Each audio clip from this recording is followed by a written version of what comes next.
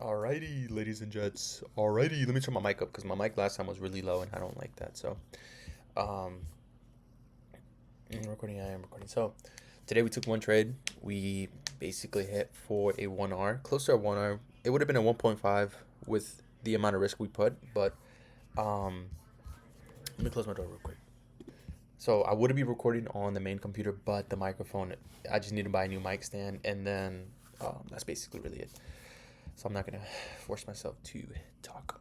It's all messed up, honestly. But here was the trade. Let's go over this real quick on the 4 hour. Let's go over the bias again.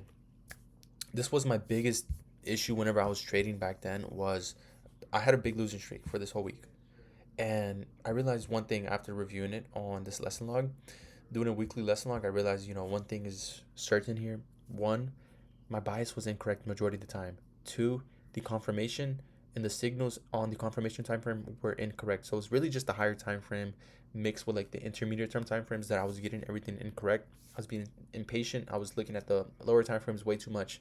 I was scaling, to those lower time frames when in reality I should have been waiting for something to form on the confirmation time frame and the higher time frame. And I realized two out of like five trades, my bias was wrong, and I was just being impatient. I was being emotional, and that's kind of what I realized here whenever I was like reviewing my trades. I'm still, reviewing this. I'm still learning, and I think it's like a good little tool to have whenever you're like facing those drawdown periods and whenever you're winning too. Like why not do that, And I realized that early on, like I thought about it for this series because I'm doing the road to 100K again, as you can see on the main channel. We finished uploading EP1, but this is like in the making of EP2, and I realized, like we need to have a lesson log. We need, instead of like reflecting on the trading journal, I need to like, or reviewing it. Like I feel like I would review it. I would scroll through it. Like I wouldn't really like put my mind to like actually learn and like implement new things and like keep myself in check. I feel like that was just like I was just like doom scrolling, basically like reviewing my journal. I feel like I was doom scrolling, and I'll forget like the next day or I'll forget the next couple of days. And this is why like it's so good because like it's active recall. I'm going through my trades and I'm reviewing them, and then I'm writing down key things that I need to like implement the next time or that I need to improve upon. So that was basically really it. And then okay, let's get this started. So on the 4 hour time frame, we had a 4 hour candle range low sweep. Very, very crucial. Today I was really, really bullish. But I was looking for shorts at one point, because then YM was moving lower. ES was like, you know, having difficulty moving lower while NQ was. So, and then I realized I zoomed out, I was zooming out. I was like, bro, this has to be a manipulation. There is no way this is not a manipulation. But as you can see here, we are just close to like, manipulating around all these range highs. And the market is like, it's not at all time highs while the other ones are. So this is a little bit more of a difficult one since we are not at all time highs, but we're getting closer and closer. We're slowly we're slowly climbing up there. But yeah, on the 4 hour time frame, we had that candle range low sweep. And again, I realized this, when I was reviewing, like if we're not sweeping the lows and we're not like catching that inversion off of that, then we should be catching a retracement. And if we're not doing that, then of course we're just entering off of FOMO. And then we had this candle range low sweep on the 1 hour time frame. So this whole candle at 9 a.m. is what it's just a manipulation. This is all Judah swing. And then on the 30-minute time frame again, also another little um, little sweep here, I guess you can say. I think candle ranges are by far my favorite. I won't lie. Just from watching Romeo, Omar, I'm still studying. Like new concepts that they're uploading. Um, Same thing with like GXT logic and TWX. I really haven't gotten into it yet, but I plan on getting into it. I was just finishing up the order flow, which you'll see in EP2, finishing up the order flow, and I need to get like a software for order flow because that is kind of my. I want to dive more deep into it, but this should do for now. We should be profitable with this for now, and then turn it up a notch. This was the trade idea here. So if we go to chart executions, you can see I took a partial at these highs right here, I believe, right here like that.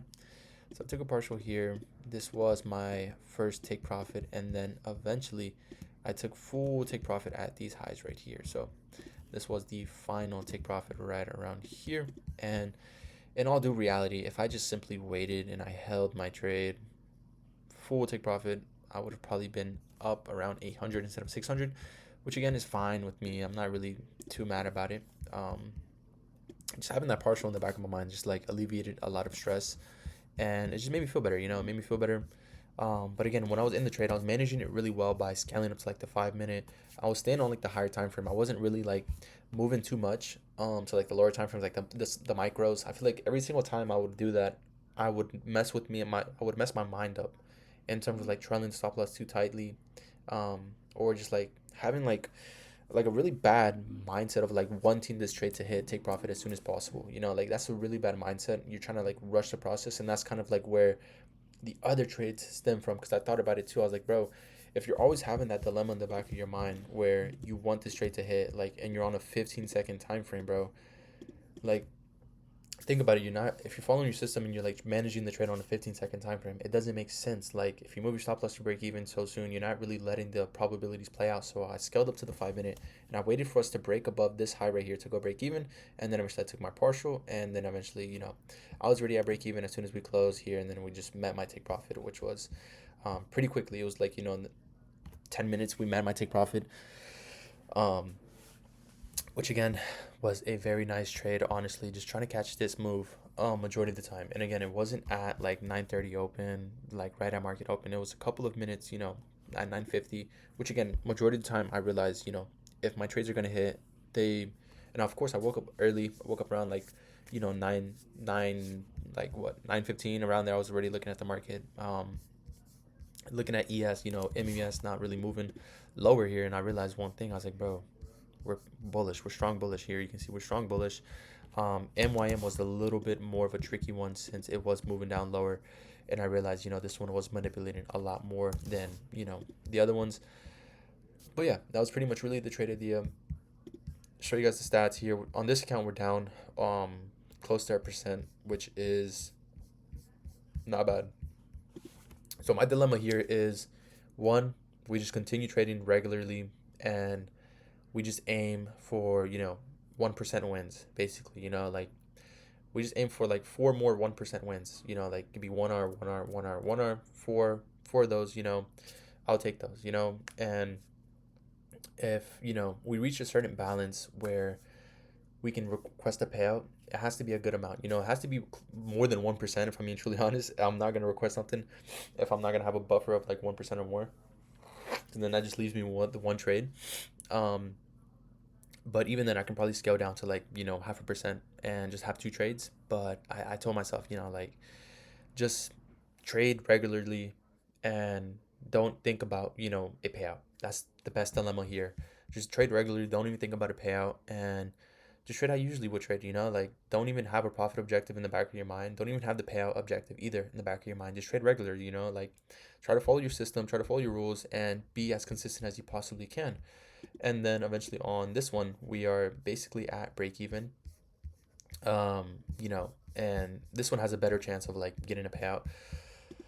um and again, once that's the thing too, I want to build a good buffer, because then if you do request a payout, that's going to be your buffer only. Like, then after that, if you want to scale, if you want to like go for a max payout, it's going to be very, very hard if you have a very low maximum loss limit.